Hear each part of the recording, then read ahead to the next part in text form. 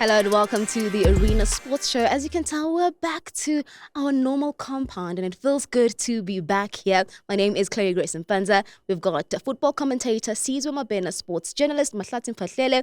And when we say we keep bringing big guns, listen, that's exactly what we're doing. Daine Klate and Tiyani Mabunda will be joining us in just a bit. But before that, let's find out what's been happening in the world of sport, as a lot has been happening. I don't know how you've been keeping up, but let's quickly find out what's happening on your headlines.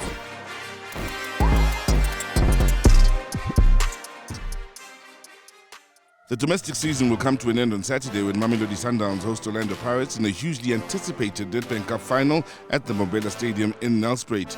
The Brazilians and the Buccaneers go into this clash looking to register a domestic double, with Sundowns having won the league whilst Pirates lifted the MTN 8 earlier in the campaign. While it will have little effect on how South Africa will fare at the T20 World Cup, the 3-0 series defeat to the West Indies has shown Rob Walter about the enormous gap that exists between his first team and those supposedly challenging for spots. The Proteas suffered another chastening defeat in the final T20 at Sabina Park in Kingston on Sunday night as the West Indies claimed an 8-wicket victory.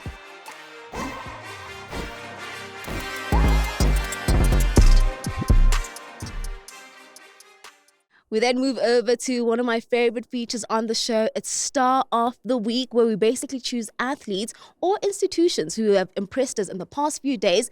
We'll start with Mahlatse Mphahlele. Who's your Star of the Week before Sizwe Mabena steals your athletes? I'm going to break protocol. I've got two. Pesitau. Ooh. Champions League winner. The first South African to win 3 Champions League titles. Guess where he's from? Okay. Let's put it out there.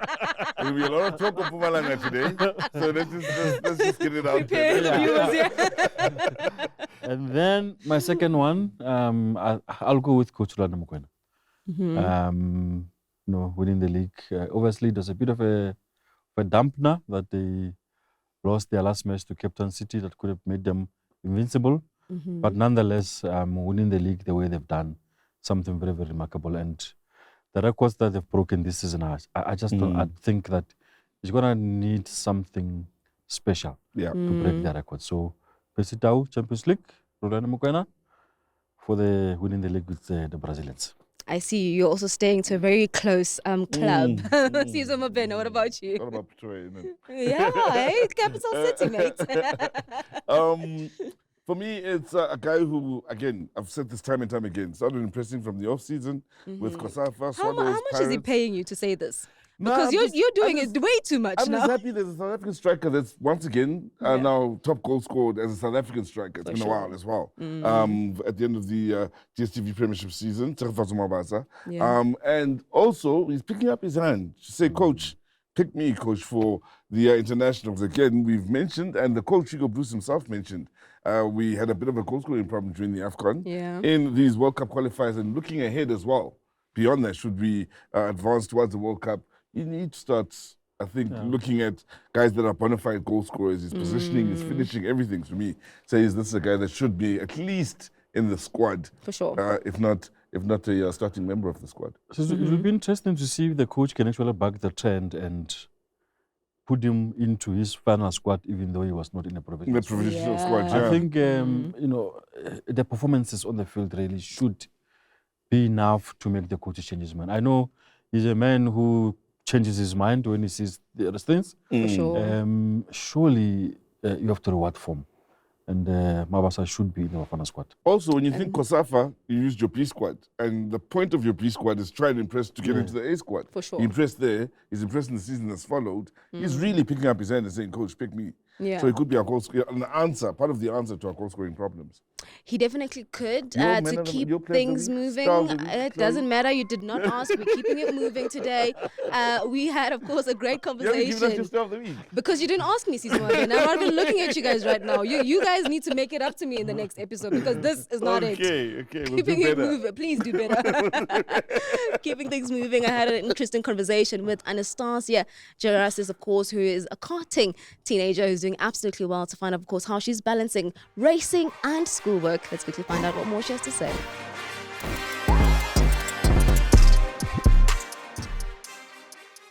Well, I'm absolutely excited, of course, to change things up and talk all things motorsport. One of my favorite athletes. She started racing back in 2022, right, if I'm not mistaken. Yes. Anastasia Gerasis joins me now. Tash, thank you for joining us. How are you doing, and how did you get into the world of motorsports? Well, thank you for having me.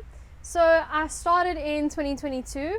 I was in the T4 series, which is a 4-stroke series, and you know what? My brother was doing the sports at the time, and I wasn't really into it. I thought motorsport. I was like, what is this?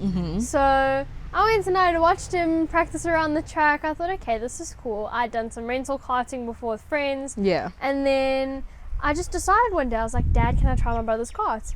And that's how it happened. I tried his kart, I came off, and I was like, when's my next session? I want to go on again. So I started practicing in May of 2022, and in September I had my first race in the T4 series. Yeah. I absolutely loved it. It was amazing, and from then on it just hasn't stopped. We've made it all the way to now. And I've spoken to some of your teammates, right, who are some are based internationally in Europe. I want to find out from you in terms of your stance and your understanding in terms of the competition level between South Africa and Europe, the differences that you've seen. So, like I said, I started in the T4 series here, and I've actually moved up to the Rock Cup series, which is OKN class. So I've raced OKN here, and now I'm racing the Champions of the Future Academy program overseas. Yeah. Overseas, there's no politics. It's absolutely amazing. I mean, everyone, I feel like it's just enhanced the racing there. So going from here to there, all of the politics falls away. Yeah. No one's protesting. It's very fair racing. Everyone, they'll fight with you on track and they'll attack you and defend, but it's all respectfully. I feel like here it is the same. Everyone like has respect for each other, but we're just a lot more aggressive. I think it's that South African nature that we have. Also over here, there's not as many drivers on the track. In OKN we have between 6 to maybe 10 drivers if we get lucky, and over there it's instantly the field goes over triple the amount. It's about 36 drivers in total. So I find that's absolutely insane. I mean, going from almost no drivers to so many, it's a big jump. I like that. We've got your trophies here. Talk to us about the trophies, what they mean, and of course, which one is a bit more special to you? Maybe it's an unfair question, but which one is a bit more special? So I brought these two. This one is my championship trophy. This is when I came third in the T4 Series Championship. It was my first season actually. So it's very special to me coming third in the championship in my first ever season. It was my debut season. Nice. I felt like that was an amazing achievement. I mean, we had worked so hard from coming fourth in my first race and just building up and getting all of my goals done and just being there on track. I feel like that was really, really amazing. And the trophy over there, that is my first ever first place trophy. It was in September of last year. Nice. And you know what, it looks awesome, so I thought I had to bring it. And you know what, it holds so many memories. That race was absolutely amazing. I loved it. I was racing with all of my friends, and I think just the way that we won, it was absolutely amazing for me.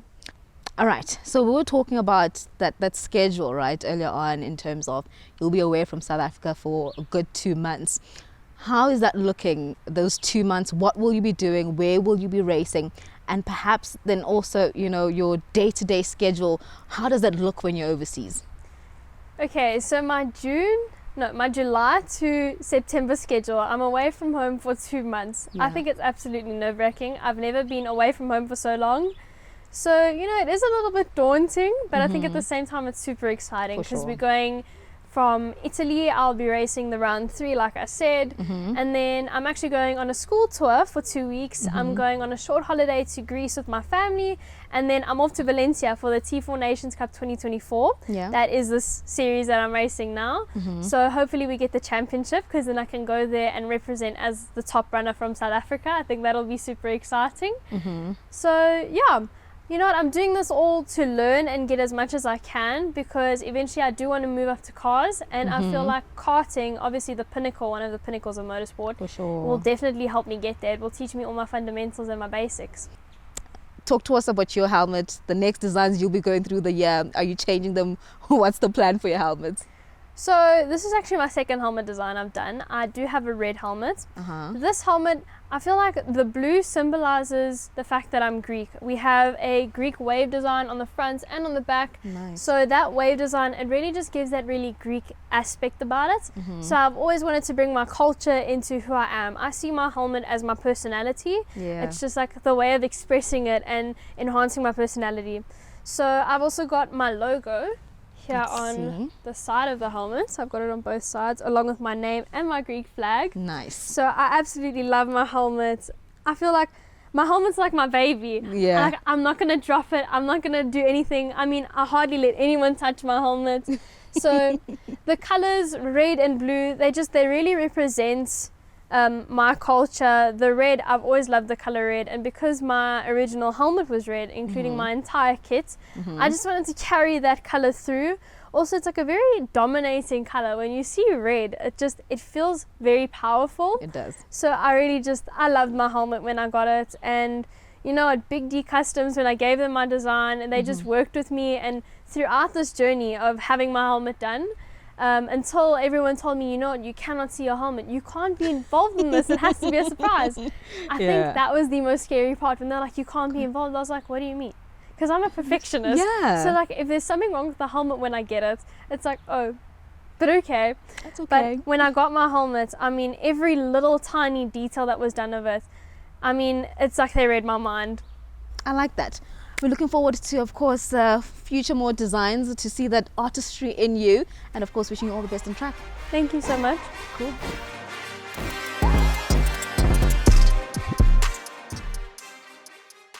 We bet over now to the world of cricket, where we've seen, of course, the Proteas ladies. They are preparing for their tour in India. Meanwhile, the Proteas men's side unfortunately didn't go too well for them in the T20 series against West Indies, as they were defeated. Let's find out more as to what transpired.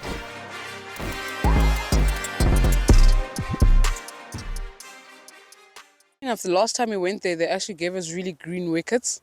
So when we're in luck now, we were like, okay, we're expecting spin, massive spin. And then when we got there, we're like, this actually complements our wickets. So when you look back, we're going to where Chennai play and where RCB play. We've never played there, bar the ones that have been to IPL. And what they've told us, it gets slower as the days go on. So now we know that they've got the likes of Deepti Sharma who leads with spin. So they're probably going to spin us as much as they can. And obviously for us, it's more like, what do we do? Because when we went there, they threw spin at us again. But what have we done? You've seen Wolfart at the IPL. She actually came through. Kapi, same. Nadine de Klerk also played there. So it's kind of feeding off the information so that when we go out in a game, we're well prepared. We got together after a nice, couple of weeks of break. Everyone is, fresh and ready to go and just preparing for the India tour. And so far, so good. All the medical stuff out of the way. We're excited to be finally focusing on cricket again and just getting ready for India. I guess no many new people coming in. I think just Dylan stepping into the role and the batting consultant and the fielding consultant taking on those permanent roles. So far so good. I mean, we only had yesterday really to focus on cricket. So I think once, we get into preparations more for the India tour and we actually go on that tour, I think we'll kind of see how Dylan's style is as a head coach and if he really changes. But I don't think it will change that much. I think, the team has the same goal. And our focus stays the same. So no matter who's in charge, I think, at the end of the day, we're here to win games, and that's all that matters. I think the previous time we went to India, it was a really successful one. So I think we've got that in the back of our minds. We are looking at the ODI World Cup, the rankings, and we've got the T20 World Cup later the year. So focus will be on the white ball cricket. That's about it. We just couldn't adapt early enough. Yes, we had a long week in terms of layovers in Miami and so forth, and I think we saw that in the first match, but you can't keep making the same mistakes. That's no excuse for what yesterday and today happened. So I think we just got taught a lesson in how to play in Caribbean conditions, especially from a bowling front. It was difficult wickets to bat on. Yes, yesterday I played a bit better, but I think they just outskilled us, especially with the ball.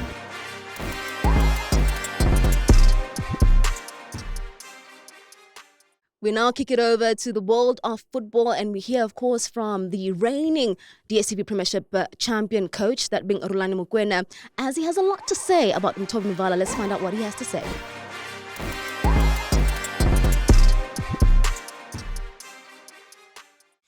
No, he knows I love him.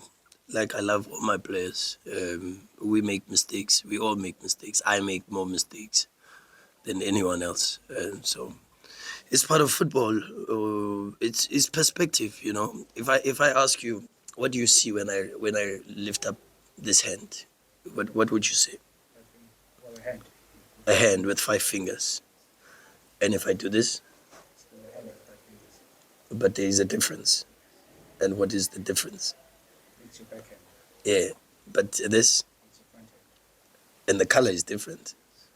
But if I look at it at the same time as you look at it, I see completely different to what you see, but it's still the same hand. So my perspective is completely different to a lot of people's perspective. When people see mistakes, I see 29 games of incredible effort. And that's the perspective I choose. And the player, though, but I think he's not going to see it the same as you. No, he'll definitely see it the same way as me because he'll get the emotions from me. My players know how much I'm with them. I've been with Mngqithi with a lot of things, all of them, all the players. I support them. There's a lot of things you guys don't even know about this group, and the connection that I have with this group. So you can rest assured that Mngqithi will see the perspective that I see.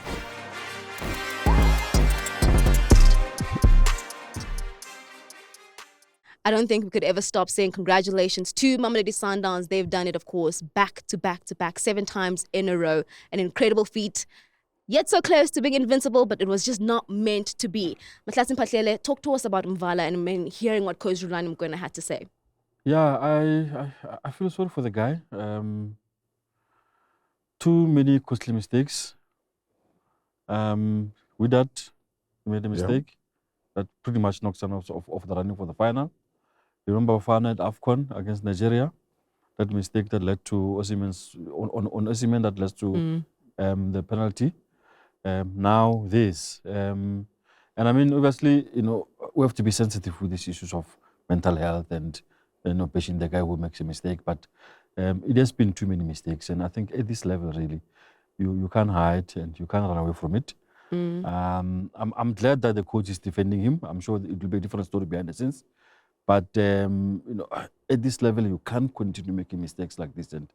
And I just don't know what is to happen going forward with him.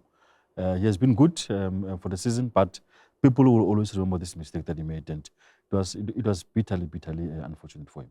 But you know what I have to say with that quickly? I know we don't have time, but you look into Orlando Pirates, Olisanda, he was a starter at some point, right? And then he also started making the same mistakes and then went off to being in the grandstand. But now he's back again. So I think we get that a lot in terms of, you know, players making mistakes. We see it. It's not a new phenomenon, but I do appreciate a coach that will then protect the player. But as to questioning Mvala's talent, that for me, that we can't do. Yeah, we can't do that. This is a national team player first. The national team coach sees him and values him to a point where even his fitness was questionable going into the AFCON, but we needed him, and we all know we needed him. Unfortunate against Nigeria. Unfortunate now for Sundowns when they'd already won the league. It didn't cost them the league, guys. Let's also remember that. He didn't cost them the league. The league was already done and dusted. It's just the record of invincibles that was lost, or immortals, I like to say. And also, let's remember, Steven Gerrard, for all of his good work, had that one slip that cost Liverpool a championship when they had won the league and so on. It happens. And sometimes it happens to the biggest players in the biggest platforms because they are so good enough to get to a Champions League final, to get to an AFCON semi-final. He's good enough to get there. So those high-profile mistakes, Baggio missed a penalty in the World Cup final. There's no saying Baggio wasn't a player that deserves to play for Italy, even going forward after that. I think Vala's a very good player, was a great midfielder, is a great defender, and a great servant of South African football. That's why they call him Lord Mvala. Okay, keeping it moving. Lord Mvala. Keeping it moving. Mark Haskins, of course, gives us a roundup of what has happened in the DStv Premiership, as of course he concludes it for us before the Netbank Cup to, of course, talk more about the league. Let's quickly find out what Mark has to say.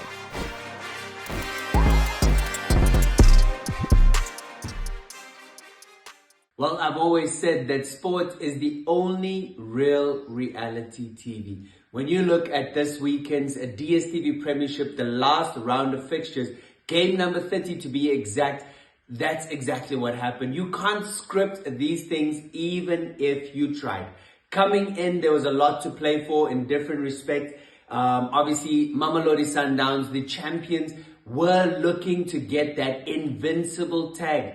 It seems almost impossible, but they were one game away from becoming invincible. And then, excuse me, we know that Stellenbosch and Orlando Pirates were already guaranteed African club international football, but who would finish second, who would finish third, that's what it came down to. Stellenbosch were in prime position to finish second in the Champions League spot, and they just needed to win their final game. But they were coming up against a Richards Bay team who was still fighting for a chance to avoid the relegation playoff. So all to play for in that match. Orlando Pirates, on the other hand, were coming up against a SuperSport United who was still trying to compete and finish in that fourth position, which would also give them continental football in the next season. And then there was also the all-important last 8 spots. There was only one place left. 7 teams already guaranteed top 8 football. There was one place remaining. And in that 8th position sits none other than Kaizer Chiefs. Can they hold on to that top 8 spot? That's what it came down to. AmaZulu, Polokwane City, Golden Arrows, and even Chippa United could still push for that top 8 spot. That's what it came down to in the final game. And then Royal AM and Richards Bay, one of the two would end up going down to the dreaded lottery of the playoff position, the relegation promotion playoff, which would obviously, we know that Baroka as well as University of Pretoria, known as Tuks, they were the teams waiting for either Royal AM or Richards Bay. That were all the different permutations coming into the final game, and what a day it lived up to. As things stand, everything pretty much was turned on its head. Who would have thought that Mamelodi Sundowns would relinquish that invincible title at the expense of Cape Town City? We have to give credit to Cape Town City. What a performance on the day. Great finish from Jaden Rhodes, stole the ball from Mbombela to go through on goal and give Mamelodi Sundowns their one and only loss of the season. And I know that it kind of dented the victory celebration, but Sundowns were still crowned champions for the 7th time in a row and the 14th time overall in the PSL era. And so you have to give credit to Sundowns, but they certainly would have wanted that invincibility tag. They'll have to do it all over again next season if they want to get there. And then Stellenbosch up against Richards Bay, 2-0 down at halftime, try to bring it back. They scored the 1 goal, but just a mountain or a hurdle too far for them to climb. They are still going to be playing continental football in the Confederations Cup though, as Pirates did enough with 1 point against SuperSport United to clinch the all-important 2nd Champions League spot. So they'll be facing obviously the big guns in the Champions League in the next season. So Mamelodi Sundowns and Orlando Pirates will be doing duty in the Champions League next season. And Skukune United getting the all-important victory against Chippa United to clinch the final spot. Obviously, because Pirates and Sundowns are competing in the Nedbank Cup, and that's why 4th position gets a Confederations Cup spot for next season. And then it was Cape Town City, even though they performed the heroics against Sundowns, unfortunately fall outside the continental places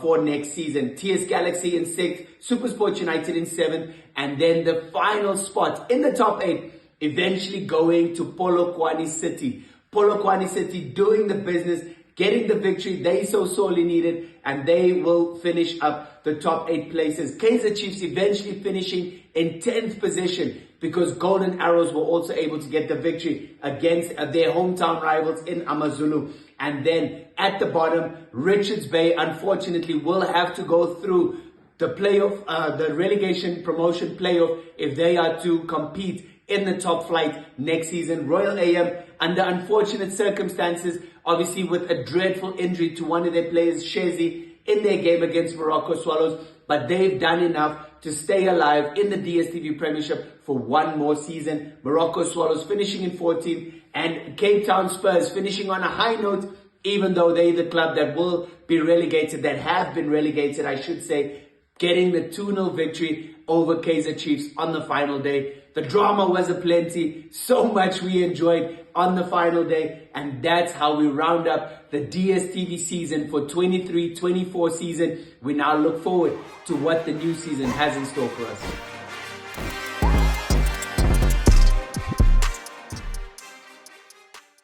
A big thank you, of course, to Mark Haskins for giving us a roundup on the Premier Soccer League. The DStv Premiership is finally done. And, of course, we're bringing it here in studio. We've got champions, of course, who know what it takes to win the league. Some back-to-back, so many back-to-back, Daine Klate, and, of course, Tiyani Mabunda, and my usual panel, Mahlatse Mphahlele, with Sizwe Mabena. We'll start with the back-to-back. I don't know. How many trebles do you have, Daine? First won the league 3 times at SuperSport, and then moved to Pirates, and then twice, but we won the treble twice at Pirates. And jeez. So in the space of 5 years, so there's a lot of activity. It was fun though. I can tell. We enjoy football. I enjoy football because I won a lot. So where did you enjoy your game mostly? Just indulge me on that. Look, I went through development at SuperSport. Yeah. So obviously, we got to start somewhere. So obviously, I enjoyed my 7 years that I was at the club. And then at Pirates, I supported Pirates growing up, so it was always going to be, I had to, Sundowns was interested knocking on the door for me to join them, but I only had one decision, and it was an easy decision for me because I grew up supporting Pirates. So definitely. Sugar, on your side, 7-time back-to-back. You guys are back-to-back. Oh, now you also want back-to-back-to-back. Okay, cool. Back-to-back as well for Mamelodi Sundowns. I mean, you've played with this club and you've transitioned now into being an ambassador. Talk to us about, of course, what Mamelodi Sundowns has achieved this season. Yeah, like you say, it's a continuation of the great work that has been done over the years. What is really much more interesting is that the work that was done by the previous generation is actually continuing. And seeing the boys continue to break the records that we've set, not actually break, but rather extend, because it's the same team that continues with those records. So it's something really wonderful to see that year in, year out, Mamelodi Sundowns really does continue to stamp its authority. All right, so they're not prepared for this one, but I want to find out, of course, the most memorable game this season. Mahlatse Mphahlele, we'll start with you. Which one is it? Number game this season. Shoo. Cups and league, all round. All round. Oh, I mean, you mean the whole season? Yeah. Yes, the whole season. Yeah, it will be difficult to say off the cuff, but I was at Orlando not so long ago, the match between Richards Bay and Pirates. It was a match which shocked everyone. I wasn't expecting Richards Bay to beat Pirates in the weekend. They rocked up there and won. Sana Labans did this magic, and Richards Bay beat Pirates. And actually derailed Pirates' push to finish in second quicker, because they had to wait for the last match of the season to finish second. So it was one of the matches which I remember fondly, and also it was a good game of football. Yeah. The stadium was full, the vibe was there, and when that goal was scored, you could hear a pin drop inside the Orlando Stadium, because Pirates were just shocked. I guess from the top of my head, it's one of the matches that I remember for the last while. Yeah. All right, Mabena. Because we say there's been so much negative talk about the derby over the years, I'd have to go with the last derby.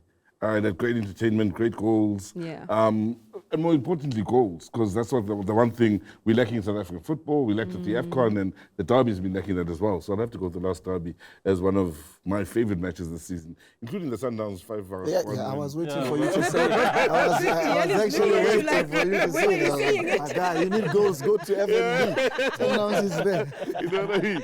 So yeah, those two games, but most of the derby, those two games stick out for me this season. Yeah. What about you then, Sugar? Definitely, he's talking about goals, and I was waiting for him to mention the Mamelodi Sundowns Kaizer Chiefs in FNB. That is a game that really it's not a familiar score for Kaizer Chiefs, but it's really normal for Mamelodi Sundowns, because we did the same a few years ago with Orlando Pirates in the other in Loftus. So yeah, I'd go with the 5-1. Yeah. All right, I love the normality for you. Dane, what about you? I mean, I know development is also close in your heart. I think Sundowns and Stellenbosch really, the games between them, if I could say that. You know, whenever I watched Stellenbosch and Sundowns game was very, you know, as a coach I learn a lot, and those are the type of games I watch. You know, when you can see the game plan of Sundowns, creating the little rondos, and at the same time I'm picturing where do you exploit them when they lose it, how do you exploit them when you lose it. So when I watch a game these days, it's not for the result anymore, but more to learn. But I think if I really put my head on it, I think Stellenbosch and Sundowns really taught me a lot. It was a game that I could actually watch 90 minutes and not take my eyes off it. All right, so want to talk about officiating as well, because officiating has been the biggest talk in terms of South African football. And I remember actually an interview that you did not long ago, Dane, when you were talking about in terms of coaching and development, that as for players, yes, it's different. There's an academy for players, you know, at a young age, they get to be exposed to it. But now with coaching, it's a bit difficult. It's different journey as compared to footballers. And I guess the same could be said as well about the officiating. Talk to us because, you know, when I was listening to what you were saying, as to it's difficult for a coach to bring in their new philosophies, right? But you do your best to, you know, try and win them over, and you know it from a player's perspective and, of course, as a coach. So I want to find out from you your thoughts on officiating as a lover of football. I think it's difficult. When I played, I would have a lot of engagement with referees, you know, because sometimes we get frustrated as players with certain decisions. But once you start understanding how the referee thinks, and there was a lot of times the referees would come at the beginning of the season and have a chat with us, just about the new rules, the laws of the game, and then you get to learn a little bit on how to handle them and how they must handle us. And a lot of the times I complain to the referees, you know, and by telling them that they are too aggressive towards players. Yeah. You know, the result does not impact them. They're mediators more than anything else, you know. So, you know, when something happens on the pitch and the referee is screaming at you, I mean, a referee shouldn't be screaming. Yeah. You know, at the highest level, you never see a referee screaming at the player. He's always had to calm a situation down. So I think that lacked a lot in our refereeing, and it creates emotions and it creates tension.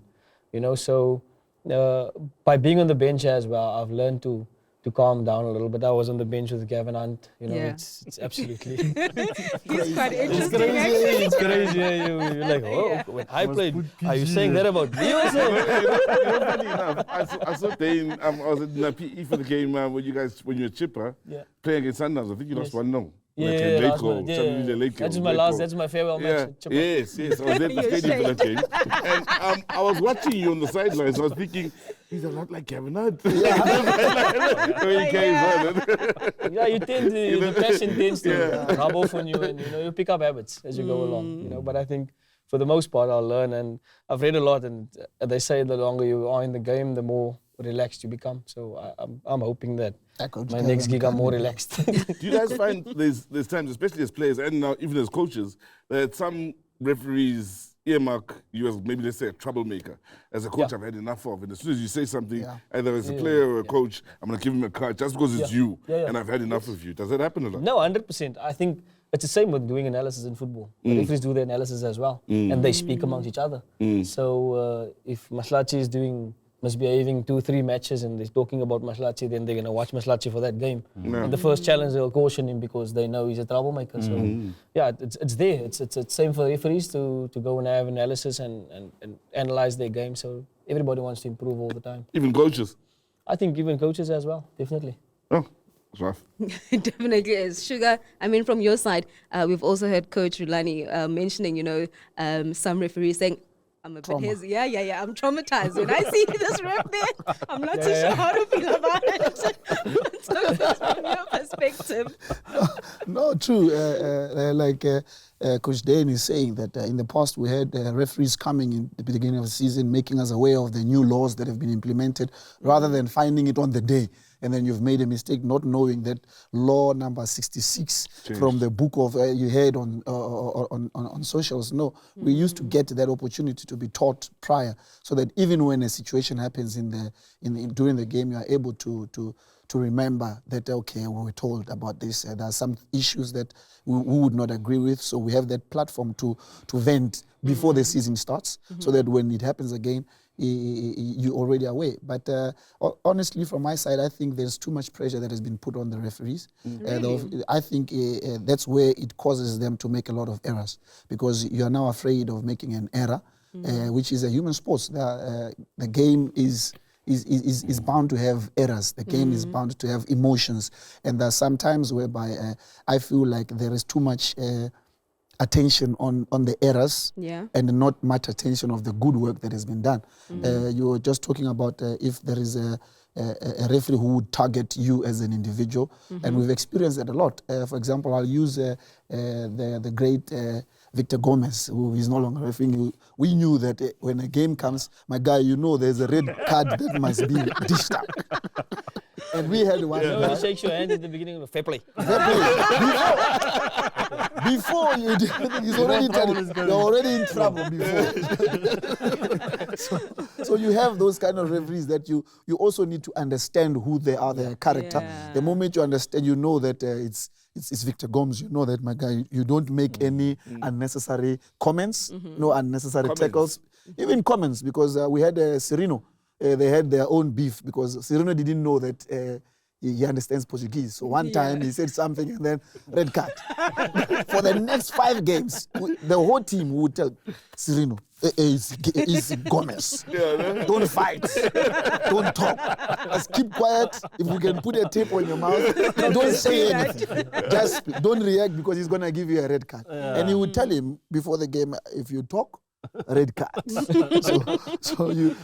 just the character. You need to know how to manage the character of the person and work with him, because if you don't, if you look at a player like me, for instance, you know that I go in hard, and if the teammates don't calm me down, I know that it's going to be a fight. You have a lot of players are like that, so we just need to learn how to manage the character of individuals. Well, just for me, as a contribution to this thing of referees, I mean, obviously, it's understandable that football is an emotive game and all these kinds of things. But at the same time, in as much as players must improve, the guys in the office at the clubs must improve, everybody must improve. And I think the referees also have got a duty to keep on improving, so that they keep up with with players. The game is becoming more faster, it's becoming more complex, and those kinds of things. And I think our guys here also, what can help them is if we get this VAR thing going. Because VAR does not eliminate all the problems, but there are some decisions which can be corrected because of VAR. So VAR can help them, and the sooner we implement this in South Africa, I think the better. But there's been mistakes, and also at the same time, there's been some good work being done by our guys, given the amount of pressure that they operate under. And I mean, Sugar, you've played, of course, in terms of continental stage where VAR is implemented, and then you come back here in South Africa and there's no VAR. Talk to us about that switch, because I've also heard talks, where pushing, saying we need to get it quickly, because you hear the officials when you see them talking, and then Coach is like, but who are they talking to?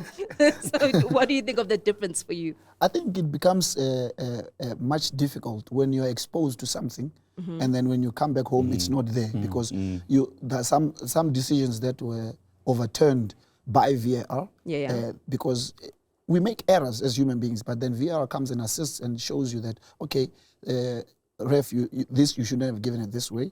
You should have done this, and that helps. But then when you come back and it's not there, and you're exposed to such levels of professionalism, and then you have to now tone down your way of operations, and then find a way to make it make sense. That's where emotions come. You become traumatized with certain issues that are the decisions that have been taken. So I think the sooner, I agree with Mahlatse to say the sooner we get it here, the better, because football is going in that direction, and the longer it takes, the more far behind we as South Africa, we fall behind. So in continental football, VAR is there, international football, VAR is there. Let's have it also locally. Is it fair to say, in our experiences of VAR over the years, what we saw at the AFCON and what we've seen at Champions League matches, VAR seems to be working right. And then when you look at maybe the World Cup and in England and such, there's questionable decisions with VAR. I haven't had one big major questionable decision on the continent as yet, whereas abroad, including the World Cup, I've had plenty of questionable decisions, which then leaves you wondering, should we not Do you prefer the old style of play, or VAR is it really the way forward? I think when with the communication that was made from the AFCON, that the VAR operation in the AFCON was actually the best ever. So it tells you the quality that we have here of the referees, and if we invest more, maybe overseas they might be because they run the show. Everything comes whether they agree or not. But with us, I think we took it much more serious, and the product was really sold very, very well. And I believe that. With the quality of referees that we have on the continent, if we invest more within the referees, like you were saying about development of players, development of coaches should also start from an early age. Right. Also, referees should also be given that platform to say, maybe there's a young boy who admires Victor Gomez and wants to be like him, but then you get a school of referees, then you begin to teach them the law of the game from an early stage and give them that platform to ref with their peers. Something definitely will come up. There will be definite improvement in the officiating. So Daine, you look at the DStv Premiership, you look at the top 8, and I mean, it's a completely different top 8. There's no Kaizer Chiefs in this top 8. There's a Polokwane City in there. There's a TS Galaxy that is managed Sikuna as well. I think a surprise factor comparing, especially how they started and the obstacles that they've been facing. When you look into the coaches and the fact that the young coaches are being given a chance, you yourself, I know you declined being the senior coach at Chipa about 3-4 times, but you eventually budged it. Talk to us about the young coaches that you see in the DStv Premiership and perhaps the growth that you're seeing in the league.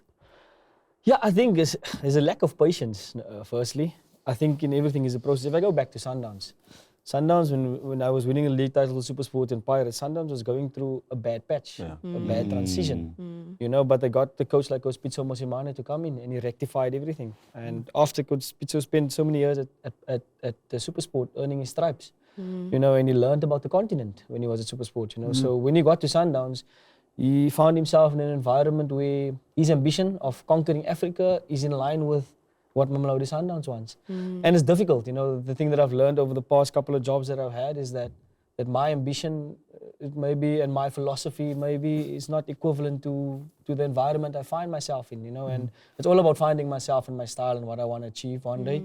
But for the most part, I think it's a very result-orientated environment. And that I understand, you know, you get hired, you get fired, etc., etc. But I haven't had a conversation with the chairman where we're sitting and saying, right, this is the 3-year plan, right? It's always 10 games and then the next 10 games and the next 10 games. So can you really plan ahead, and can you really, I was saying to Mahlatse before we came in, if you look at Arsenal, it's process driven. It's the same with Sundowns, it was process driven.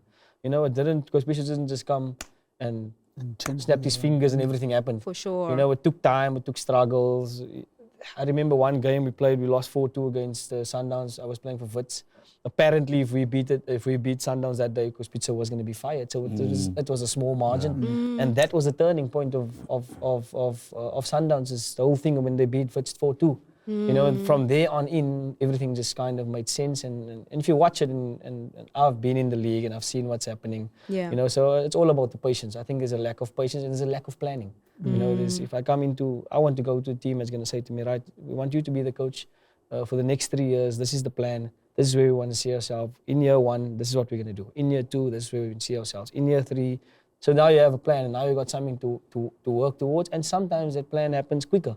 Sometimes it takes a bit longer. You know, but it's got to be, you know, that's the school I come from, I would say, because the first thing they teach you in coaching is being a player and being a coach is 2 completely different things. To follow up on that, Daine, I mean, I know that when we talk about coaches and planning, there's also the technical team that's very important. You look at Kaizer Chiefs currently, Johnson didn't have, of course, you know, a selection as to who he wants to assist them. From a coaching perspective, how important is it for a coach to have his own team set up against, of course, the plan that they're trying to achieve? I think in the modern game it's very, very important. You look at the world standards. You know, you look at Sundowns, they've got 172 people. But you know what? Everybody has their own responsibility. You know, and you take accountability. So everybody's got the role, responsibility, and they take accountability. So that kind of structure always helps. And you got to have people next to you that you're going to trust.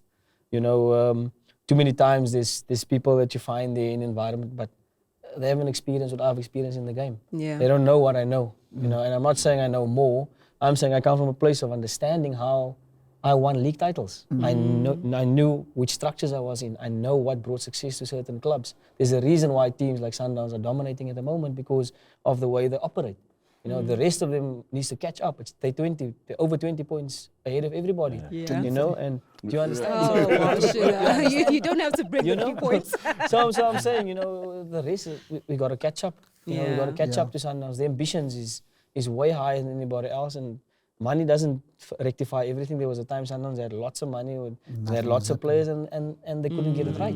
You know, so we need to learn from that, and I think they've set the standard. The benchmark is there, and everybody just needs to improve in leaps and bounds. But that's up to club owners, I would say. Yeah. Well, both these guys are quite lucky, in my opinion. You've both been in clubs where there's structure and planning and long-term coaching structures and so on. Daine, I think throughout most of your career, it's been pretty much the same. So maybe, Tiyani, this is a question for you in your younger days. I survived. Know the answer already. From a playing point of view, from a playing point of view, what's it like to be at a club as a player now? Where that coaching is in a scenario where what Daine's talking about, where every 10 games or 15 games there's a coaching change. What's the stability like and the safety feeling of insecurity as a player, like when coaches are changing on a regular basis at a club? Yeah, you know, it becomes very difficult, honestly, because the moment a coach comes and then he's pleased with the way you play, and then things are going well for you as a player, and then 10 games down the line, the coach is fired, a new coach comes, and then he doesn't prefer Sugar, he prefers Daine. And then now it causes that imbalance in your career as well, because you were doing so well. The team might not have been doing well, but you could see that this coach is actually investing a lot in my career and I'm improving. And then the coach leaves and then another coach comes. And then you find that players find it difficult to settle, because that's where you find that players always want to leave. Then all these minor problems begin to start of imbalance, not only as a player, but even in life. Because the moment you have an attachment to a coach, he becomes like a father. And when you do, I grew up in a sense whereby from a young age where even if I misbehave at school or at home, my parents would say, we'll call your coach. And the coach, when the coach comes, you know that he's got every right to shout at me, because I'm used to his voice shouting at me. And then when my parents are complaining, they revert there. So if you don't have that coach, for example, now I know that Coach Pitso, I spend a lot of time with him. When he shouts, I got a lot of information also from those. I believe Coach Daine also would know that Coach Pitso can call you in the middle of the night to check where you are. Not to talk about football. He can call you and say, where are you? Just if he hears that you're out, he'll call. So he's a father. He's not just coaching you on the field, even outside. So he says it a lot. He says, I don't coach the player. I coach the individual first. Because once the individual I've got control over the individual, then he'll take instruction in the field of play. So I'd agree with Coach Daine to say there is a lot of impatience. And if I spent 3 years with Coach Pitso without playing. I arrived in 2013. I only started playing towards the end of 2015, going into 2016 season. So that I've already studied. I know he'll shout towards a very critical game. If you're playing Pirates, you know that he's got emotions as well. And he needs to find someone who he can shout that he knows that will not break towards because some players, if you shout at them, you'll have zero when it comes game. But he knows that I need to shout that guy. I remember one time he made a comment on his interview. He said, I told Sugar, if they kick, you must kick back. So now I'm under pressure because every time I make a tell, they say, Coach Pitso told you. So I asked him, I said, why did you say that? He says, my friend, your name came up quickly on your mind. I said, but you didn't tell me those things. He says, I know it will not affect you. So that relationship really, really, really matters a lot, because even the coach can rely on you. He knows that if there's too much pressure, I throw it onto him, he'll handle it. But if I send it to Sizwe, and then he's going to be affected, then now I've lost the player, I've lost the individual. He no longer trusts me. But Sugar, I know, I'll say, I told him to kick them. And then people will come say, hey, Sugar, coach told you. And then I'll say, no, leave that guy, he's okay, and continue with life. Yeah. To stay with that, Daine, I mean, when Gavin Hunt joined you guys, I remember there was a bit of resistance as to you're still used to Coach Pitso, and he has this new guy now. He wants to implement his new things. Now you're a coach. What does it take to win that dressing room over? Because it's important to win players and especially a dressing room that might not have senior players that understand the culture of the club. Yeah, you mentioned important thing, culture of a club. Yeah. You know, how many clubs have cultures? Sure. And what type of cultures do they have? You know, and from my experience and where I've been and what I've heard around and whatever, there's a lot of clubs that has got the wrong cultures, that are following the wrong ethics, that are not. When we talk culture, we're talking football culture. SuperSport United has a football culture. They've got a structure. They produce players and they nurture them and they from a very, very young age, and it's been consistent. Yeah. You know, if Coach Gavin had the opportunity to probably keep all of us back then, before I moved to Pirates, we would have probably done what Sundowns did and won 7 league titles. You know, so again, you know, there's a lot of cultures out there, but there's a lot of wrong cultures out there. You know, and I think we chairmans needs to. I think the chairmans need to come into a meeting and sit down and advise each other on how to run football clubs. Yeah. I think that's going to benefit the game, and I think that is what's needed. It's Sundowns is running away with it, but what are they doing? You know, are they sharing that information with? Are the chairmen sitting with each other and saying, right, how do you do it? Yeah. You know, what do I avoid? What must I do? What mustn't I do? You know, how does it work in this environment?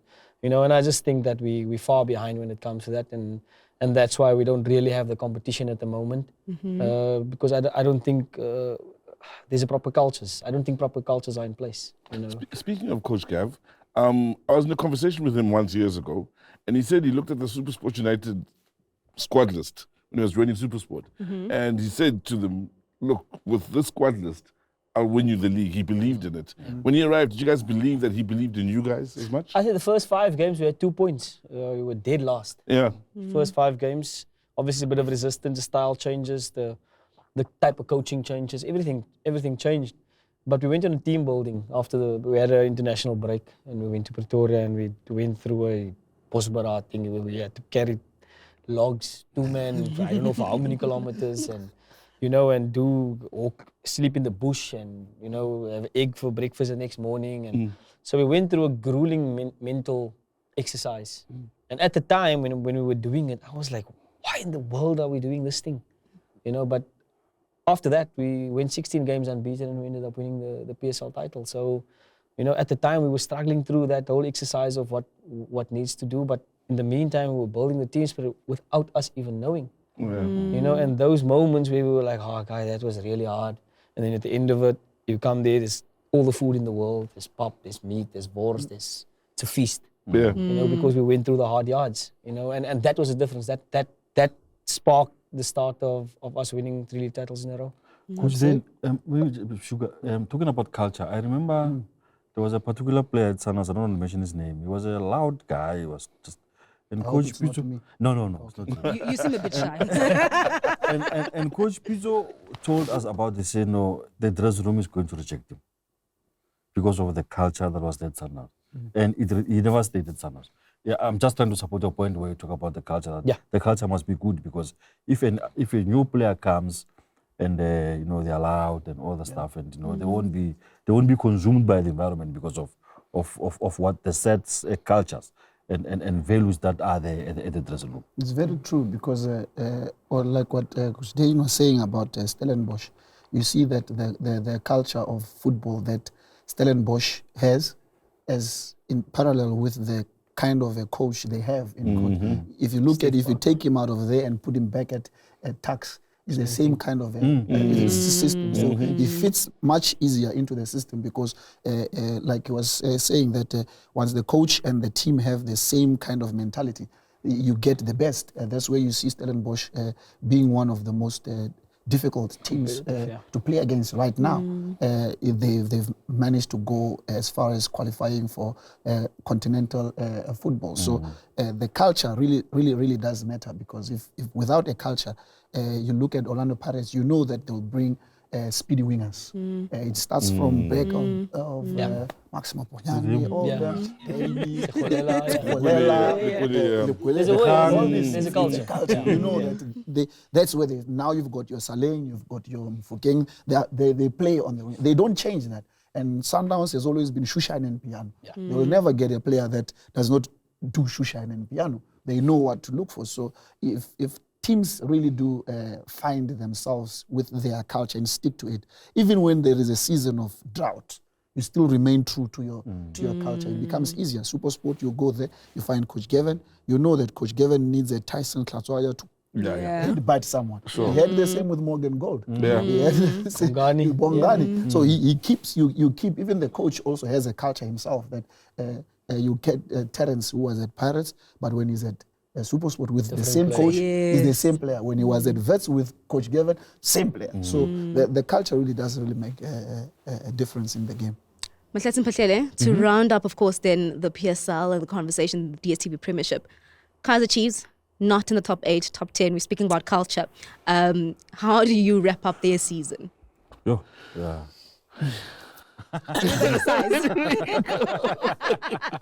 You guys want tea? A lot of it. A lot of tea? Look, I mean, we've been here now. This is the 21st episode that we... Every episode. Yeah, every episode we look at Chiefs. And I remember the phrase I used, even before the season was finished, I said, it may have been, but maybe 10, 15 games to go. I said, they look like a car that has just been in an accident. They are just waiting for an assessor to write them off. And now, completely now, they've been written them off. It has been a season, an extremely poor season. It's very, very disappointing. You go to the last match needing to win a match to at least keep a top 8 place. And what do? You go and lose to a team that's already been relegated. That's appalling. They know it themselves. They won't agree to it. They know. I looked at the log on Sunday. Chiefs are 6 points away from the relegation. I mean, the playoff places. That's just not good enough. I mean, you know. You talk 6 points from relegation. I was looking at goals per game. 30 games, 25 goals. Yeah. Chiefs.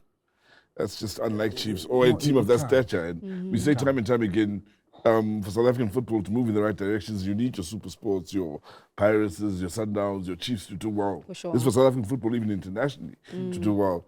And for Chiefs, no. The gap between them and pulling further and further. Yeah. And with 36 points, you actually survive relegation. It's crazy. It's an appalling state of affairs at Chiefs. And I think they have a big off-season. If I were them, they need to go find a coach, and they need to go to Naturena and clear out that place, because I can say it now, more than half of those players that are there now don't deserve to play for Kaizer Chiefs. They need to go find players. I don't know where, because they can't get from Sundowns, they can't get from Pirates. They will struggle to get from Supersport. Sugar is voluntary. They need to go find the right players, and also they must know, even if they do that, they are not going to get a big coach and maybe big players who can come quality and suddenly win the league. Yeah. You still need to come out. Sundowns is going to improve. So there's a lot of work that they really need to do during this off-season. It's going to be a very, very big off-season for them. And I really hope for their sake that they find a way of how they can salvage this situation, because it's completely unacceptable. Sugar, you want to add on that? Yeah, I'd say, honestly, outside me being at Sundowns, or for South African football, for South Africa, it's not a good sign to have a Kaizer Chiefs performing like this, because remember, Kaizer Chiefs has the biggest following. And if Kaizer Chiefs is not doing well, there's a lot of South Africans that are not happy. There's a lot of things that come into play that some people are moody in the house, some people are on the streets. There's all that comes into play, because Kaizer Chiefs has, for many, many years, has been the light of South African football. So having them perform like this is really, really not a good sign for South African football, because you're expecting to have Chiefs, Pirates, Sundowns competing continentally. You don't see yourself having to rely on Skukune going for confederation. You don't see yourself relying on Stellenbosch.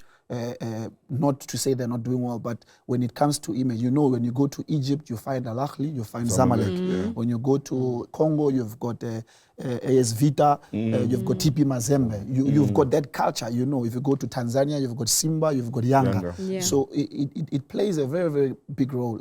And over the years, we've seen Mamelodi Sundowns, Supersport, Orlando Pirates, and Kaizer Chiefs. They also have been doing well, and that gives the hope of the nation, because it's not easy for you not to rely. You've seen Supersport has gone as far as the final. Chiefs have also gone as far as the final. Pirates have been to the final. Sundowns. Now, when you take that responsibility and putting it on there, it becomes difficult. To add on to what Mahlatse was saying, to say there needs to be a very, very big intervention in there, because you need a coach that has an image bigger than the players. If the players have a bigger image than the coach, you can't coach them.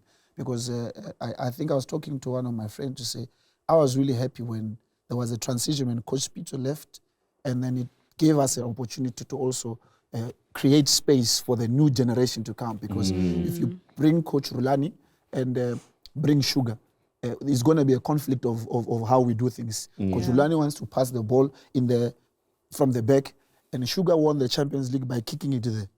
I want the ball there as quick as possible. So there would be like, no, Sugar, I'm not playing him because of this. Then conflict between the two. But then once you begin to sit down from outside and see that this guy is actually got a good thing going, then you support it fully, and then you see that you've got your Rivaldo, you've got your Grant, you've got all these players that understand the coach and what he wants, and that comes into play.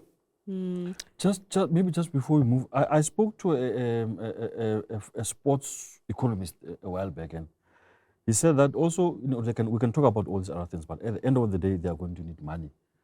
Because just from the top of my head, if let's say they were in Chandra Campbell, for an example, you are looking at 10, 15 million.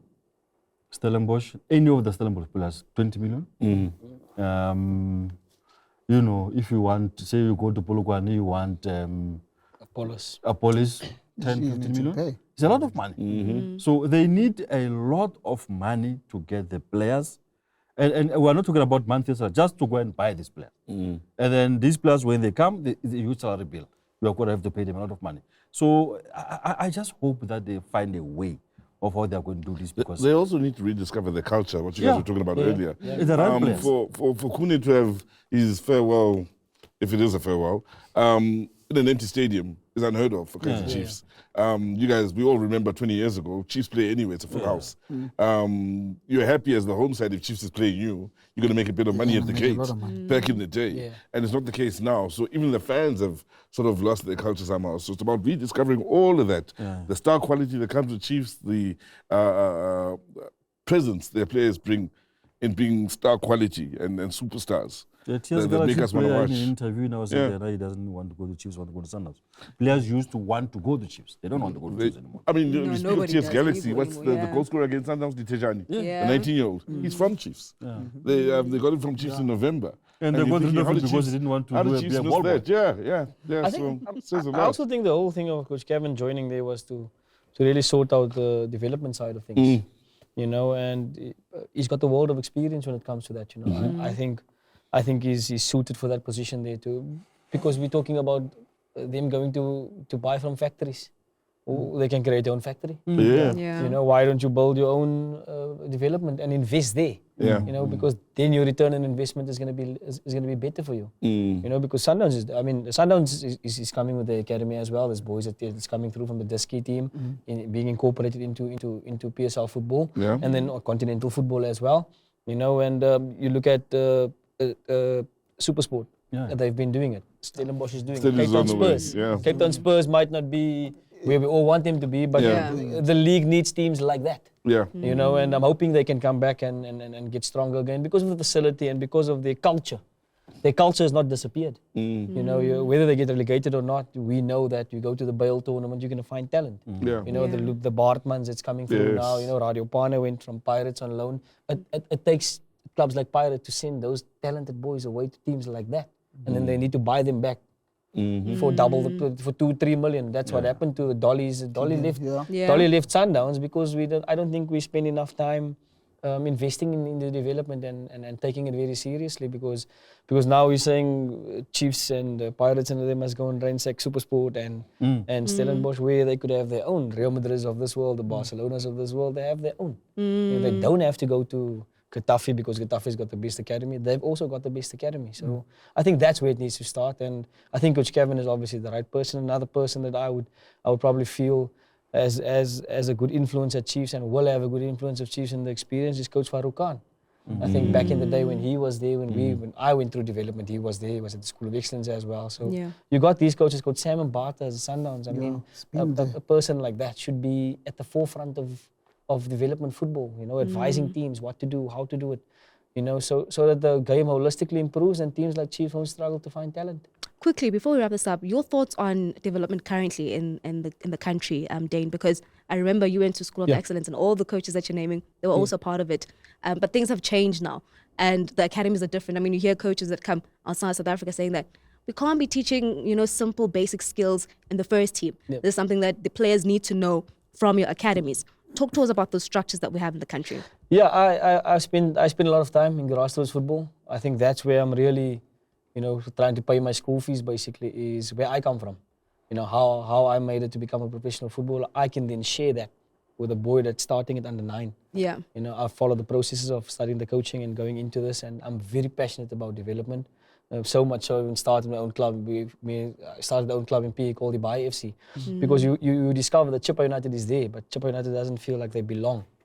There's a sense of there's no team that belongs. So once a team starts belonging, so we have a team called Ibai FC. It basically means this team is from here. Mamelodi Sundowns is from Mamelodi. Orlando Pirates is from Orlando. So I think that in itself, because if Chippa has a sound development in PE, right? And then, like when I was at the Diski team, there's now some of the boys is in the PSL, most of them Tulani Mini, Aviwem, Kokoza, they're doing well. Caden Francis, they all come out of my hands, and I spend time with them and I nurture them. And not only did I teach them about the game, I taught them about life. Because how you're going to go through struggles. I can make one example. We played Stellenbosch, we were 3-3 in PE, and they were competing for the league, and we managed to be there and there from my first season in the Diski, that the boys is doing well. So I was able to implement. It was almost like myself and Coach Bruce was running our own team. Because remember, the PSL books the flights. So you don't have to, none of the first team people is involved in anything here. We've got our own training facility, and we're doing things the right way. And that brought a little bit of success to it. But again, if you affect the people emotionally, so I said, when I became the Chippa head coach, I went to the municipality, I said to them, guys, let's start affecting areas. Let's go into schools, let's give away balls, let's do this. Let's give the people a sense of this team belongs here. And now you're affecting the people emotionally. And I think that is basically all the research that I've done and the academies that's doing very, very well now, like your Cape Town Spurs, your Stellenbosch. Sundowns is really coming to the party as well because it takes a lot of time. You can't just start an academy. Like if Chiefs really buff up the academy now, it's only going to bear fruit 5, 6, 7 years from now. Because that's the process of a development player. You cannot have a player in development for less than 3 years. It's got to be 3 years. I was at the School of Excellence for 3 years.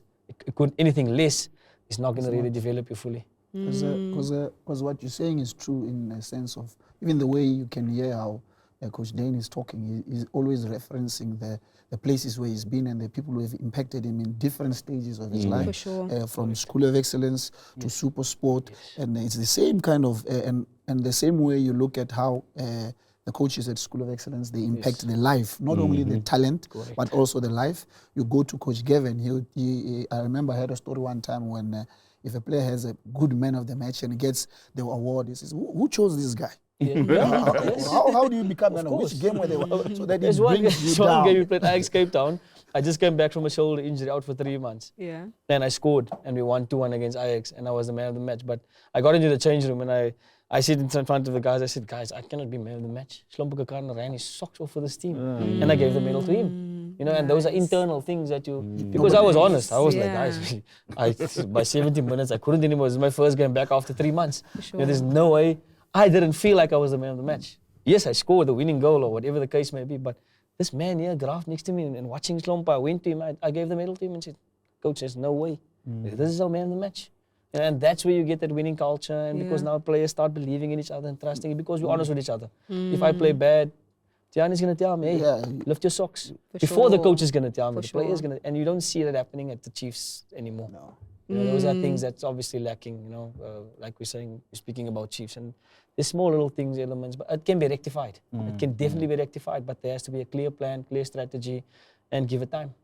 I like that you guys mention, you know, the good-hearted part, because, I mean, we always hear Coach Rulani talk about, you know, talented players will always have good hearts. So I like that you gave it to Klompa. I think that's a very beautiful touch. But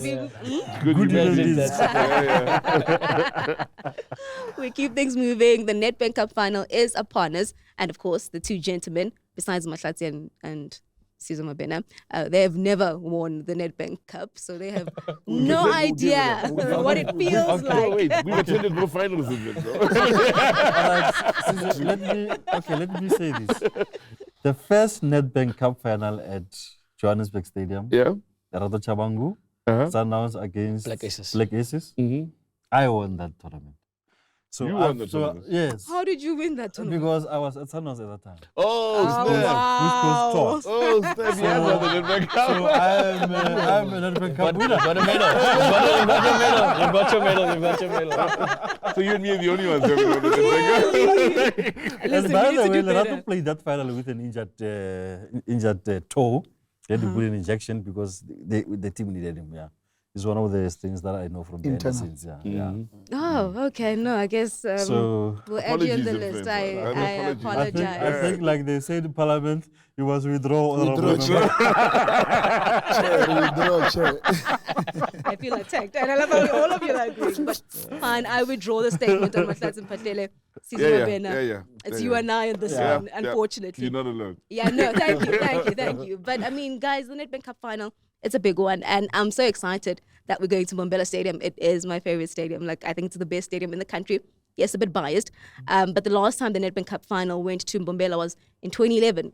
Dane, you remember very well. Of course, you too, Tiyani, because you were not on the winning side. I was injured at the time. I was out with a shoulder injury, but I took my family down to the game, and we stayed at some resort close by. We made it a family weekend, you know, by watching the match and being there and going around with the team and whatever, because I was part of the team, obviously, and it was a perfect opportunity for me to be there. But I witnessed it, the Black Leopards. Tough game, very, very tough game. We managed Tulisani Mbuyani, you know, the savior always, you know, and we had fantastic players, you know, very, very memorable for me, even though I wasn't playing in the team. You know, I think it was the first treble that we won. And obviously I was part of the MTNA team and the league success as well. So being in the Nedbank Cup, not being part of it, but being there and seeing the guys win it was fantastic. And then obviously 2014, when we beat Wits in the final, you know, when Manip Joseph was still in goal. So, yes. Yeah, that's another memorable one for me that I was part of. I want to know, with Black Leopards getting there, what's it like with such, I don't want to say an unfancy side, because Black Leopards in Toronto has a whole lot of support. For those that have traveled there, we know. But an unfancied side still. To get there, what's it like, especially on the route to the finals, quarterfinals, semi-finals, and once you realize, hey, man, we one game away from the final. Yeah, and getting there, the fans and so on. The strategy that was used there, you know, when you're at when we had Black Leopards, majority of the team was very young. We had Mongezi Bobe, who was much senior in terms of age. Yes. So having them there being the bigger brothers, although in terms of experience in the game, we all came together to the PSL. So none of us really had much experience of getting. It was just the energy and the love for one another that we said we can make it. And what I liked the most was the bonus structure that was put there. It was you get the cash right after the game. That was the biggest motivation, because before the game you see the bag.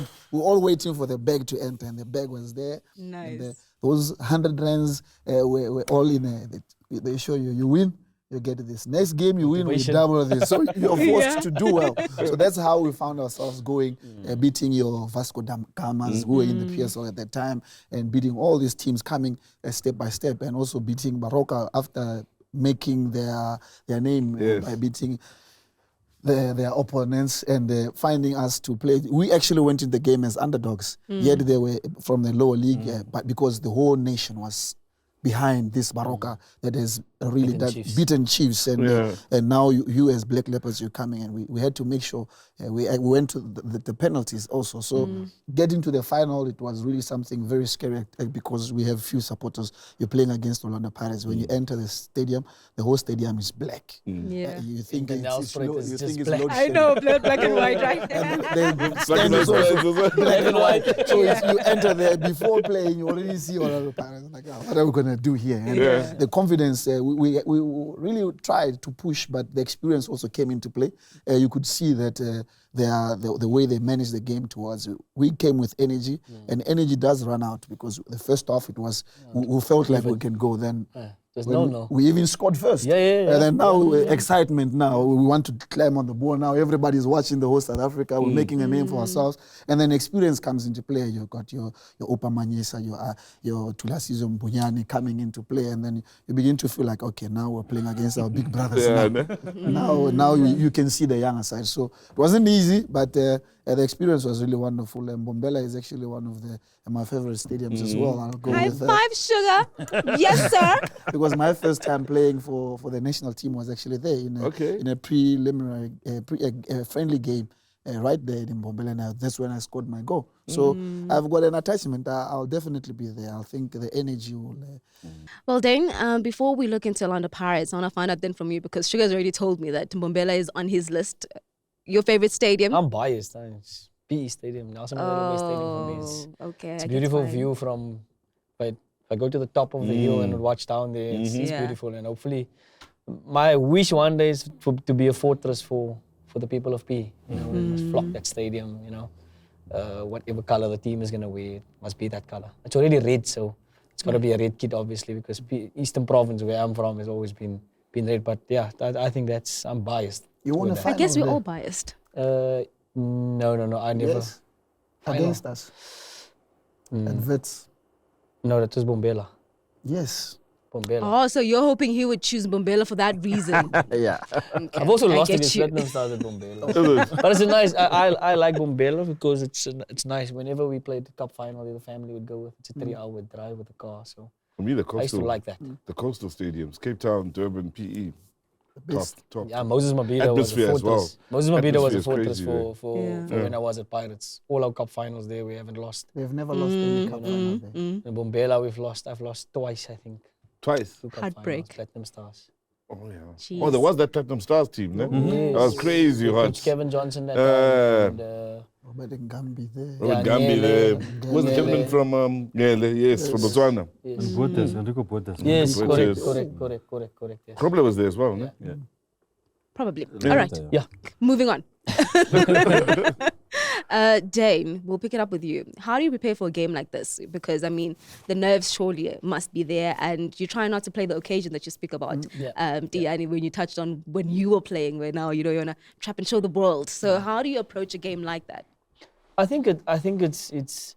I was fortunate enough to start playing cup finals in 2004 Coca-Cola Cup final. I made my debut in a cup final in Bloemfontein against Chiefs. Actually, my first touch scoring a goal as well. So you come with experience, and then it's all about just psychologically. It's more psychological than anything. You got to play the match before you actually play it. You got to put yourself in situations. In my position, I would say, if I get into this area, I need to put in a good ball. I know where the striker is going to make a run to. If it's a free kick, I need to put in the ball in a good area. We practice this every day at training. So you try and play the scenario. But I'd like to call it. I don't call it nerves. I call it. I'm anxious. It's more anxiety than anything else because I want to get out there. And when the whistle goes, it's a completely different ball game. You asked Tiyani. I think we zone out so much from outside that when you play Soweto Derby, for example, it's very, very noisy at FNB Stadium. But for some reason, you can hear the whistle. Sometimes you might mistake the whistle for being blown, but you can hear that whistle, and people on the outside cannot hear when the referee blows the whistle. So that's how much zoned out you are. So it's all about psychologically just keeping yourself calm and not telling yourself you're nervous, telling yourself that I'm anxious, I can't wait to get out there. I like that. Sugar, Mamelodi Sundowns preparation. I know you're not going to give us too much secrets going into the weekend, but Mamelodi Sundowns, I mean, we know that videos for you guys, it's daily bread. Corrections needs to be done. It's a school. Yeah, no, it's a school. Like literally every day there needs to be corrections. Going into Mbombela, how are you feeling for Mamelodi Sundowns? I mean, this is also a revenge encounter, particularly because of the MTN8 that you guys are not too happy about, but also getting the treble for Sundowns is important. Yeah, it's very important for Mamelodi Sundowns, and the preparation really doesn't change, especially for a club like Mamelodi Sundowns, and I also don't expect preparations to change for Orlando Pirates because they know what needs to be done, especially in a game like this. Players really need, they know what is at stake. It's not just about winning the cup, it's also pride. These are teams that are actually carrying the football in South Africa. So there's a lot of people that will be watching that game. You know that everybody's traveling. People from Mamelodi are traveling. People from Orlando are traveling. So the supporters really come into play in a sense of you don't want them to have that long trip back of pain. I remember when we played the MTN8 final against Vets and we lost. And we had to drive back. Everybody was just in pain. So this kind of a game, you prepare for it in terms of the mental side. Like Coach Daine says that you play the game before you play it. You already envision your opponent. You try and find, you anticipate who they will play, and you see their strengths and their weaknesses and try and exploit that. So preparations at Mamelodi Sundowns continues corrections and corrections and corrections, videos and more videos and many hours of preparation that come into play, and you now wait for the whistle to blow. You don't hear the whistle like normal, but you at that moment when it kickstarts, because there's a lot of noise, you even find it difficult to hear each other because you now need to have prepared that there is no calling of the ball. You must be available already. Sure. So you prepare in that sense to say, I will not be able to, you will not hear me when I call for the ball, but so you prepare of looking quicker in a game like that. It's going to be a very fast game. Combat, there's going to be a lot of fights in terms of... but you guys are used to fights now against TS Galaxy. Yeah, they've been warming up. Yeah, they've been warming up. Best warm ever. In Mbombela. In Mbombela. I have to ask though, you know the FA Cup is seen as the special cup competition in England. And in some websites, when you look at the Netbank Cup, some websites internationally will call this a South African Cup. Is this the Premier Cup competition for a player? Do you guys see it the same way as in the big one where we get to play against, David gets to play against Goliath and the teams from the lower divisions? Is this the special one in as far as cup competitions every season? Psychologically, I want to win the MTN8 because 8 million. Yeah. So really? The biggest prize money is obviously you, as a player, you benefit off the field, like in terms of match bonuses, in terms of winning a cup bonus. But the Nedbank Cup definitely is because it's basically David versus Goliath all the way. So it is equivalent to it's got the concept of FA Cup, where the lower division teams gets a chance to play against. You know, and a lot of times there's a lot of success stories out of it. Modiba is one of them. In Sundowns. Charlie. You know, so the Nedbank Cup, he comes from that. You know, so I think it should be the most lucrative. I would love for the prize money to be the most out of the cups, because it is the cup that has the most matches. You know, so your MTN8, you play 3 matches, you win the final. You know, Nedbank Cup, it's 6 and then 7 to the final. You know, so you play the most games in the Nedbank Cup. So I would say that it should be the most lucrative cup competition in South Africa. I'm glad you're sitting next to Mahlatse. He'll make the call. For me, looking into the final, I think Sundowns, I'm interested to see how they react because they have not found themselves a lot of times this season where they've had to react to a loss. They've just lost to Cape Town City at the weekend. And I mean, obviously, there's a lot of experience there, so you don't really have to worry much about guys being down and able to be picked up and stuff. But from an emotional perspective, how do they react? Because the danger may be there that we may lose the second match now. You know, that's what I'm interested to see what's going to happen when they get to the match. And for Pirates, I think they've been flat over the last while. 2 losses, you know, a draw against SuperSport now to wrap up the season. How do they rise to the challenge and really compete against this Sundowns team that has done so well this season? I think because of those elements, also the elements of the coach. You know, I mean, Coach Lani spoke very, very highly of Ribeiro at his press conference after the. Could be mind games, Mahlatse Mphahlele. You know, it may be mind games, but and I think he was speaking about how calm the guy is, how respectful the guy is when you speak to him. It may have been mind games or whatever the case may be, but also there will be that battle on the bench between the two coaches. Rulani, sometimes if you press the wrong buttons, you can trigger him. He's very, very feisty. But the Pirates coach is calm. You know, he deals with things in a very nice and easy way. So there will be a lot of elements within that event which should make it for a very, very good game of football. In my view, over the last while, Pirates Sundowns has been a bigger and more nicer game to us than even the Soweto Derby. So I hope these boys have got nice breakfast on Saturday. And they rock up there. They rock up there and really, really entertain us. It can turn out to be a I think we're lucky in 2024. Just looking at 2020, after AFCON, Pirates had a very good run after AFCON, up until recently. Very good run. Even the fans were turning out, they're playing exciting football, scoring lots of goals as well on the way to the final. Sundowns has been Sundowns. And they've done well since the AFCON as well. So arguably two of the best sides in 2024 meeting in the final for the very last game of the season. It's a dream, really. A soccer fan's dream is just ending off the season. I remember the two teams played in I can't remember if it was MTL8 or something like or Telkom or what. Shortly after the death of Kefti Laremi at Kings Park. One of the best finals I've seen. It was a hard-fought football match. And I hope we get that at Mbombela. And by the way, the last time I was in Mbombela, I was there for the Springboks All Blacks. All Blacks, yeah. The atmosphere inside the stadium I remember that. was, in English they say you could even cut it. That's nice. It's a nice atmosphere because it's right there. It's a stadium, right there. I love that stadium. You know? It was unbelievable. Mbombela, Cape Town. Yeah. Moses Mabida is a bit far. Yeah, it is. You know, it doesn't have that. It doesn't have that whole intimacy. Yeah, true. You know? So yeah, should be fun. Should be fun, definitely. Before we wrap it up, Daine, Orlando Pirates, they go into this one. Of course, they will be missing Koki as he has suffered an injury during training. And now you look into the back line, especially in the last game, where there were changes there. And when you look in, when you spoke about Kaizer Chiefs, you spoke about the urgency and the boys, but you look into Orlando Pirates in the last league game, I think the legs are a bit tired from what we saw. And hence, of course, they didn't get the result that they wanted. They had to share the spoils with SuperSport. Talk to us about how you're seeing them approaching this one, and perhaps also, some players that could influence the game. You look at Vincent Pule, who hasn't played, been injured, but he's been on the bench the past few games. Yeah. Would this be a chance to also see him in a game like that? I think Pirates have got good competition within this squad, per position, if I can put it that way. In each position, there's two players that's competing, but I think Koki is a big loss for them. Yeah. You don't want to lose someone in central defence.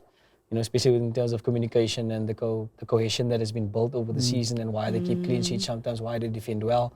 So that could actually be, I would probably think that Sundowns will try and exploit whoever comes in that position over there, because it would be someone that probably hasn't played the amount of matches that Koki has played there, and his leadership. So I think that's a big opportunity for Sundowns over there with the backline. It's going to be interesting to see how Pirates set themselves up and what formation they're going to play and how they're going to counter. But it's going to be a lot of, I know for sure, there's a lot of things happening behind the scenes in terms of planning for the game and going through a video analysis and watching and seeing where they're going to exploit each other. So I think it's going to be a great tactical battle as well because it's two tactically sound teams, and I'm looking forward to it. I think it's going to be a match where. Normally teams go out and they park the bus against Sundowns, but I don't think Pirates will because of the bravery and the quality they have on the ball. Yeah. I think it's going to make for a very, very exciting match. And I think those are matches that Sundowns also look forward to, where they know that today we're going to have to work for it. For sure. Cape Town City have shown that you don't pack the bus. Go. Yeah, you must go for it. Jealousy as well, man. Let's go for it. All right, so how is this game ending, according to you guys? Quickly predictions before we get out of here. Mabena, you can start since you said you're first. I thought you were asking them. You was first. Yeah, you was first. Maybe before we go there, maybe this gentleman played for Bafana. Bafana, we've got very, very important World Cup qualifiers. Just maybe before we go to the predictions. Yeah. Yeah, I think important. I think we have a fantastic opportunity. Sundowns is leading the way for us in Africa, so it helps us a lot with the qualifications, and we've seen the Nations Cup as well. Yeah. You know, it's very, very good to see. I'm very, very optimistic I haven't been in a very, very long time, but I think I'm very optimistic of our chances of qualifying for the World Cup and the World Cup having more teams. Yeah. So I think our way in there is definitely there. You know, it's going to be disappointing if we don't. You know, back maybe 5-6 years ago, we expected it. Yeah. You know, I don't think it's going to be okay now. Heartbreaking. Yeah. Definitely. Sugar, quickly. Same from my side to say, after the performance that was dished out in the AFCON, it's only fair that we give the South Africans that experience also going into the tournament at the World Cup with the expectation, not just being there because of hosting, but qualifying and having that belief that we can get something out of it. So I strongly believe that with the quality and the exposure that a lot of teams are having with continental football, that gives us that platform to say international football has become a norm for us in South Africa. And I'm really proud and happy that the coach does really consider giving the platform to local players playing in continental tournaments and international. They've proved themselves. You've seen how the players at Mamelodi Sundowns have risen up, especially in the AFCON, and showed an opportunity was granted for them. So I think with addition to all the great players that we have in different teams, because all players are now rising and raising their hands to say, I'm also a good player in the nation. So I see us qualifying definitely and making us proud in there. Maybe we should get Brazil. Fancying your chances, huh? Sundowns the Brazilians. That's funny coming from him, isn't it? That's a big call, eh? Group of death. You know, but the AFCON also said us nicely. Stop trying to buy Set time. the platform nicely for young players. Stop it. Yeah, okay, Prediction. fine. Cool. for the final. Yes, I know. He's trying to run away from the Trying to buy time. No, I think over the last couple of games, towards the end, you saw, I don't want to say struggle, but you saw other teams compete well against Sundowns. And I think that would have given Pirates a lot of, the youngsters, a lot of inspiration to go to well at Sundowns, to maybe believe they can win over Sundowns, which makes for a better game. And I think we might be in for an upset this time around. Okay, in for an upset. Dane, I'll come to you. I think... Sundowns losing is the upset, I mean, right? Yep. Yeah, okay, cool. I think it's a tough call, you know. If I could choose both teams to win, I would. What? But I think my heart will say to me Pirates. You know, that's where my heart is. That's where I grew up that way. You know, but I think it's going to be. Is it won in 90 minutes? Is it going to? I think I'll feel okay for Tiyani if they lose on penalties. You know, if you lose on penalties, you can say, you know, we weren't beaten, you know. I've got Ronald Williams. You know. I've got Ronald Williams in goals. Hey, who do you have? You see, I'm emotional there also because it's exactly where I'm from. You know, we're from the same place in PE. Yeah. You know, so to see him doing as amazing as well. Man, I only wish him well, you know. And I've got other friends at Pirates as well. So yeah, may the best team win, but my heart says Pirates. My head will say Sundowns, but my heart will say Pirates. Jeez, so you're in conflict. Is your head also saying Pirates? Not He'll lose his job, man. Not a record, no. And for peace in the country, so yeah. Gotta trick him. But gents, before we get out of here, we also have the UEFA Champions League. Who are you guys backing on this one? I think the momentum is with Real Madrid. Yeah, man. I don't see Dortmund. Dortmund is fantastic. Yeah? But I just think Real Madrid's got the X factor.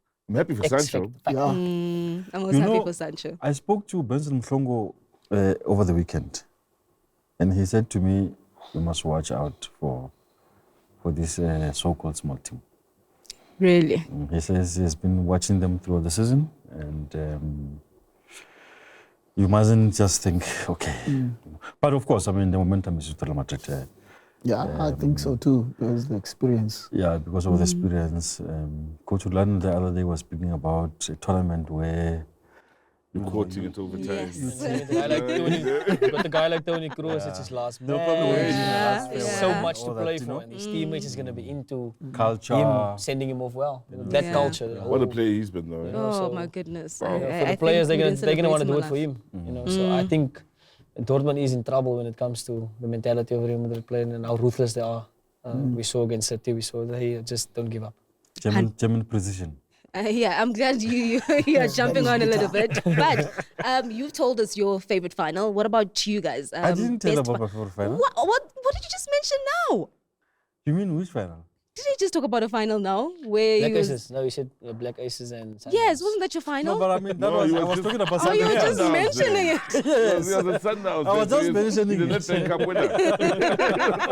Fine, not your favorite final. What's your favorite final, Mahlatse? Yeah, strangely enough, I've got what do they call it? Emotional attachment? Yeah, to this tournament. In 2008, in my other life, I was a club official. Trot won it with Sundowns, Larato Chabangu at Orlando at the Netbank Stadium. When he scored that beautiful volley. Ah, beautiful. And a few years later, I happened to have been doing some work for Baroka. And remember Baroka beat Swallows, beat Chiefs. And, they lost to Tiyani's Black Leopards on the way to the semi-final.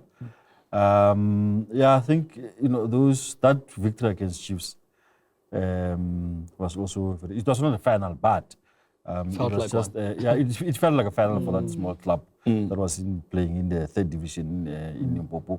Nobody knew about it. The captain of that side is this Mphahlele who's playing for Swallows now. He was a captain of Baroka at that time. Hell of a player, that. We had Kholoko Tobejane. He was the technical director. He's not before football killed him. Before football killed him. So Lotoko was the coach, with the drum. I was in charge of the special projects. Oh, okay. Dane, what about you? There's so many, eh? But I think a nice one was so jealous. Probably, I think, Wits Pirates. When we came back from 1-0 down and we ended up winning 3-1 against them. That was a special day at Moses Mabida. That was happy hunting. It was my last cup that I won with Pirates as well in 2014. Nice. So I bowed out well at Orlando Pirates. Definitely special. Sugar? I only have one good final. Okay, which is? All the other finals I lost against him. The only thing I can talk about is the Champions League. That's the final that I enjoy. Because I've played the final MT8, I lost. The Nedbank, when we won it, I was on the bench. So the one that I played is the favorite one. So. Okay, that's good enough. Mabena, the one you commentated, I guess? Wow. All of them. 2016, SuperSport United Pirates. I think they should start giving. Peter Magawa. I think they should start giving the commentators medals because the referees also get medals. Even actually. Exactly. Why do you want a medal? We should get medals. Also, we should get medals as commentators for goal of the season. Because I got 3 goal of the season. Guys that won goal of the season where I was click banging. It goes with it. It must be prize money. But yeah, SuperSport United beating Pirates 3-2. Brocky, Krobler, and Boxer were the scorers. Mamelodi and Daniels with their own goal for SuperSport United. 3-2 the scoreline in the final, 5 goals. Yeah, that's the one. All right, there we have it, and that's how we round up, of course, the Arena Sports Show. Thank you so much for joining us. Let us know who you're backing in the Netbank Cup and the UEFA Champions League. From ourselves, it's cheers. Goodbye. Click, click. Bang. We do it because she hates it.